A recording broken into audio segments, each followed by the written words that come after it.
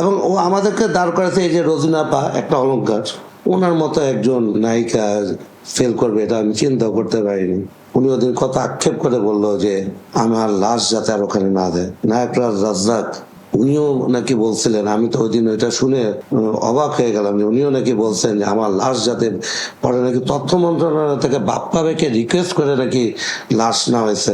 আমি ওরকম কিছু না, কিন্তু আমি এতটুকু বলবো যে আমরা আমাদেরকে ব্যবহার করে জয় আজকে যে সাধারণ সম্পাদক আছে, আমি অন্তত বাংলাদেশ সরকারের কাছে সহ আমেরিকান এম্বাসিতে যারা আছেন তাদেরকে আমি বলবো ও যাতে আমেরিকায় যেতে না পারে।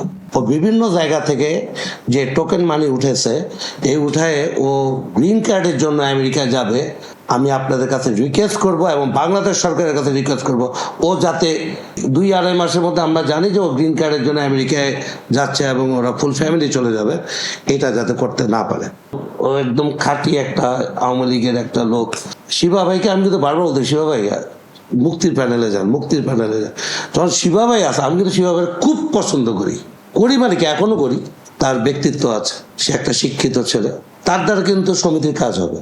আমি চাই যে আমি শুধু শিবা ভাইয়ের জন্য আমি ডান বাম ঘুরিয়ে নেই।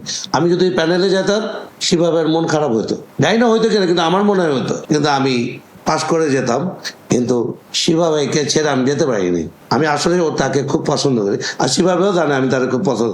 আমি যাই বা না যাই, উচিত ছিল আমাকে জানানো যে আজকে শপথ গ্রহণ আছে, আপনি আসবেন। আমি জয় তোমার ফোন ধরি না, এটা ঠিক। আরো অনেকে ছিল, আরজু ছেলেটা আমি খুব পছন্দ করি, শিপন মিত্র আমি তাকে পছন্দ করি, আরো অনেকে যারা ছিলেন, আরো এই মুহূর্তে সুব্রদা আমার খুব পছন্দ, জাকি ভাই তো আমার অনারেবল একজন লোক, কেউই আমাকে বলে নাই যে আজকে আসেন। তাহলে এখানে আমার একটু আরো সন্দেহ ইয়েটা বেড়ে গেল এবং আক্ষেপটাও বেড়ে গেল। মন তো খারাপ হচ্ছে যে হয়তো যেতাম না।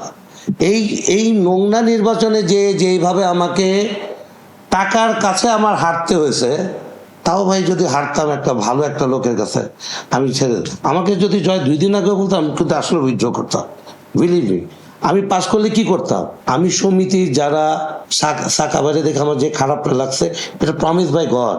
আমি চাইছিলাম যে আমি ওনাদেরকে একটা কার্ড করে দিব, যাতে ওনারা সারা বাংলাদেশের যে কোনো ডাক্তারকে, হ্যাঁ আমি করে দিব, মানে আমি স্বাস্থ্য মন্ত্রণালয় থেকে পারমিশন নিয়ে ওনাদের থেকে করে দিতাম, যাতে বাংলাদেশে যে কোনো ডাক্তারের কাছে গেলে ওনারা যাতে ওই 1000, 1500, 2000 টাকা যে ভিজিট দেওয়া লাগে, এইটা যাতে দেওয়া না লাগতো। আর ওনারা একদিন আর কয় টাকা পাইছে, ধরেই নিলাম 30,000, 40,000, এর বেশি তো আর পাননি। আর এটা পাইতেন আপনারা আজীবনের জন্য। এবং আমি চেষ্টা করতাম তখন, যদি আমাকে হয়তো পরে বলছে এটা আমাকে, যদি ওনার সন্তানও যদি ভোগ করে, আমি জানি না ওটা পারতাম, কিন্তু ওনাদের জন্য আমি পারতাম।